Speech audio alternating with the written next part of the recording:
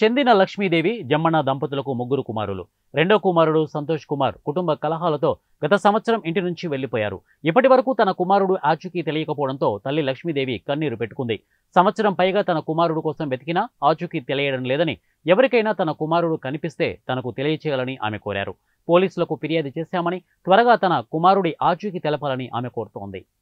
అదే మా ఇంట్లో జరిగిన కథలా ఏం జరిగింది అసలు? ఎందుకు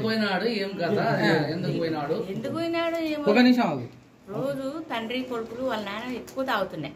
ప్రతిరోజు తాగుతుంటే తాగొద్దు నాయనా అని చెప్తుంటే తండ్రి ఏమంటున్నా, నువ్వు తెచ్చిస్తున్నా మేము తెచ్చిస్తున్నా నాకు అని గొడవ పెట్టుకుంటున్నా వారి మీద. అట్లనైతే కొట్లాడుకుంటున్నారు. నాకు అదే నెలలనే నాకు ఆపరేషన్ చేపించి డాక్టర్ చేరించినాడు, వచ్చినాడు. అందరు గొడవలు పడుకున్నాను. నేను హాస్పిటల్లో పడినాక గొడవలు పడుకున్నాక నాకు ఆపరేషన్ అంతా అయిపోయినాక తెచ్చి చేసినాడు. ఒక 16 రోజులు నన్ను చూసుకున్నాడు. చెప్పకుండా వెళ్ళిపోయినాడు. ఇక అంతే. మీ భర్త ఏమైనాడు? నా భర్తనా మొన్ననే చనిపోయాను. ఎప్పుడు జరిగిందమ్మా? ఎప్పుడు పోయినాడు పిల్లోడా?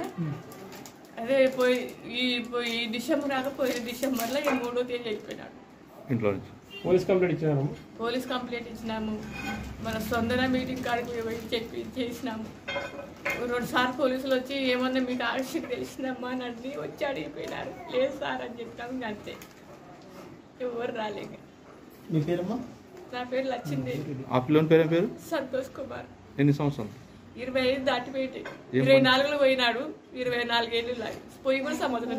ఫోన్ లేదా? Phone number? ఫోన్ ఇంట్లో ఆ రోజు ఆటోకి పోయి 600 రూపాయలు కొట్టుకొని వచ్చినాడు. ఆటో వేసుకుని ఇంట్లో పెట్టినాడు. ఫోన్ కూడా తీసుకోవాలి. పర్సులో 1 రూపాయలు తీసుకోవాలి. కట్టు బట్టలు పైన పోయినాడు. రాత్రి ఎంత రాత్రి లేచిపోయినాడు నాకు తెలియదు. ఏమన్నా గొడవలు అన్నారా? ఏం గొడవలు? అదే తమ్ముడు చిన్నోడు వాడు ఇద్దరు కలిసి కాసుకున్నారంట. అమ్మ అట్లా ఉంటే నువ్వు ఇట్లా తిరుగుతున్నావరా అది అంటే, ఏం కాదులే అమ్మకు కూడా మనం చూసుకుంటున్నాం కదా అని అన్నారు. ఇద్దరు అనుకున్నారు, గొడవ అన్నారు. అంతే. అయినా బాగానే ఉంది.